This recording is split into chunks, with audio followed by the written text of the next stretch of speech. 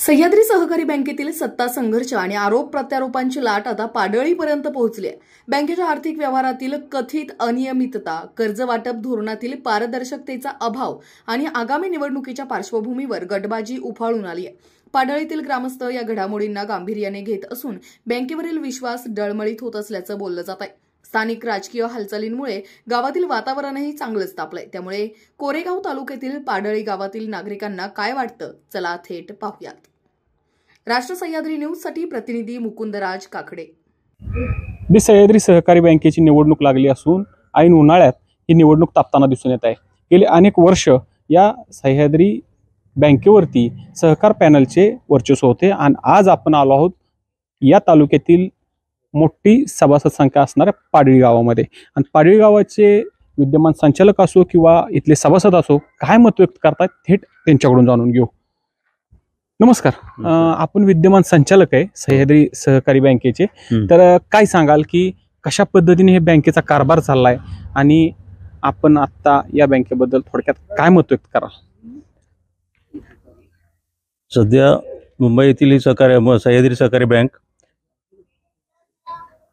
ही वसुली अतिशय कमी झाली असून त्याचा NPA 32% आहे। त्यामुळं बँक सध्या अडचणीत आहे आणि मागच्या 10 वर्षामध्ये NPA जास्त असल्यामुळं डिव्हिडंड देता आलं नाही आणि सभासदांना डिव्हिडंड मिळालं नाही।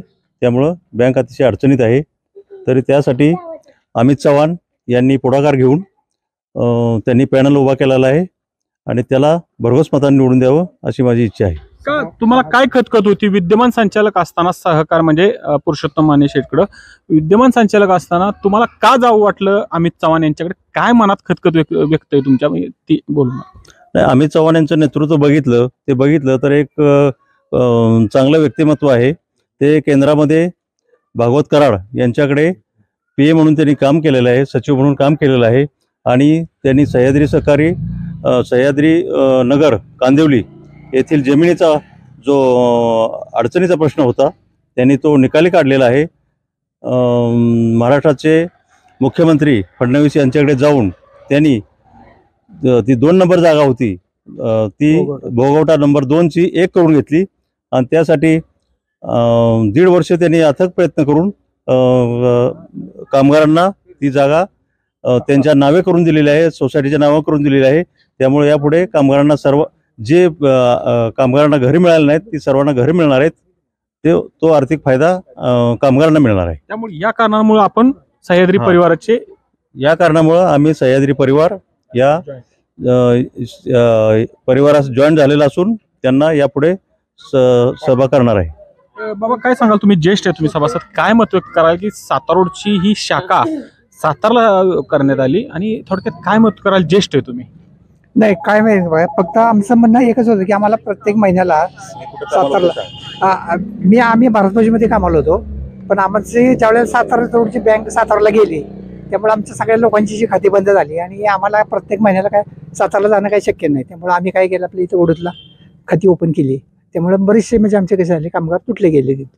म्हणजे तुम्ही बँकेतून बाहेर पडला आणि म्हणजे खात्यातून बाहेर पडला त्या आणि दुसऱ्या बँकेत गेला। थोडक्यात तुम्हाला वाटलं का की बाबा ही बँक हितच असावी, शाखा हित असावी? वाटत होतं ना की सातारलाच बँक असावी, कारण कंपनीचे सुद्धा कामगार बरेचसे काय होते इथं खाती होते त्यांची। कारण ज्या वेळेला 12 वाजता सुटायची की नाही इतकी गर्दी असायची बँकेत की कमीत कमी त्यावेळेला अजिबात कोणाला चान्स नव्हता, एवढी गर्दी होती सातारला कामगार। तुम्ही काय सांगाल, ज्येष्ठ आहे तुम्ही, थोडक्यात काय मत कराल? सातारला मोठ्या प्रमाणात शाखा फायद्यातही चालवत होती, का बंद करावी लागली आणि सातारला घ्यावी लागली?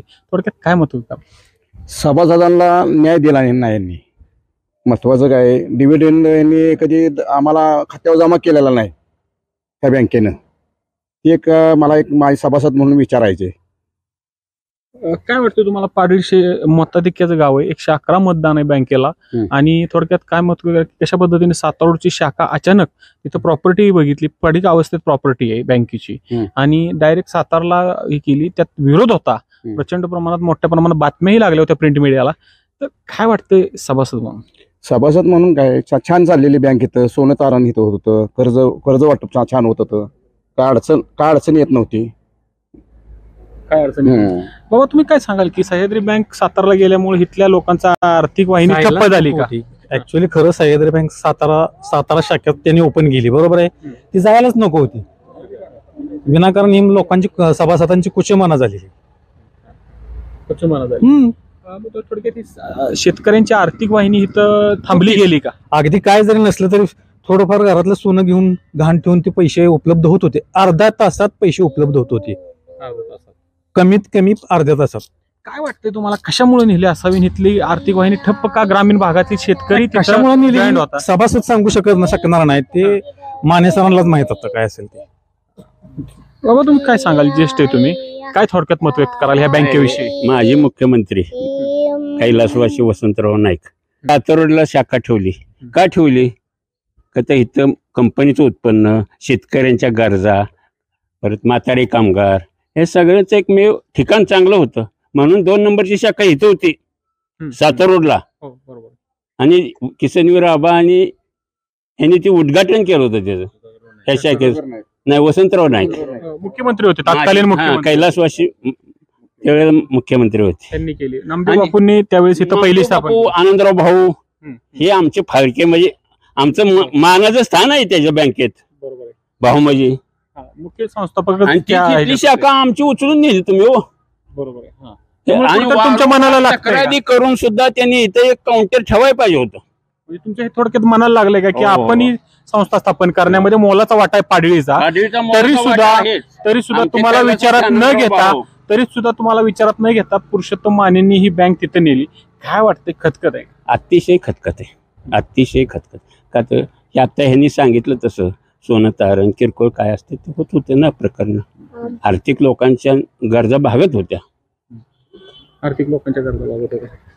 काय सांगाल तुम्ही एक गावातील शेतकरी म्हणून, काय वाटतंय तुम्हाला की खरंच ही मोठी आत्मीयता आहे की पाडळी मधले ही संस्था मानली जायची, खरंच सातारोडची शाखा तिकडे नेल्यामुळं लोकांची अति नुकसान झाले. आमच्या सभासद रद्द केले मानेसर साहेबांनी, इथून बँक गेली. तसे इथून आमच्या वडिलांचं आमचे सभासद कॅन्सल करून टाकले. त्यांनी 20 वर्षाचे सभासद कॅन्सल करून टाकले. डायरेक्ट हो, कट करून टाकले. त्याच्यामध्ये कारण काय विचारलं गेलं, काय उत्तर मिळालं नाही. तुम्ही काय सांगाल की काय वाटतंय तुम्हाला या बँकेबद्दल?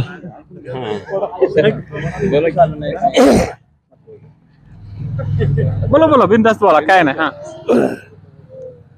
सातारोड पाडळी म्हणजे हे सगळ्यात मोठं कोरेगाव तालुक्यातलं मोठं गाव. बरोबर. आणि सह्याद्री बँक म्हणजे ही अर्थवाहिनी आहे, सगळ्या सभासदांची खातेदारांची अर्थवाहिनी आहे. आणि हे कित्येक वेळा मी सुद्धा बोललो, साहेब शाखा हलवू नका इथून. त्यांनी मला लोकांच्या सह्या घ्यायला लावल्या. सह्या घ्यायला लावल्यानंतर मग त्यातली खाती कोणाची आहेत का हे चापसलं गेलं. आणि अशा परिस्थितीत त्यांनी इथून ते हलवाय नाही पाहिजे होते. त्यावेळेचा काळ वेगळा होता. त्यावेळी 4.5 कोटीची बँक होती, पण त्यावेळची स्वस्ताई बी होती तशी. स्वस्ताई बी होती तशी.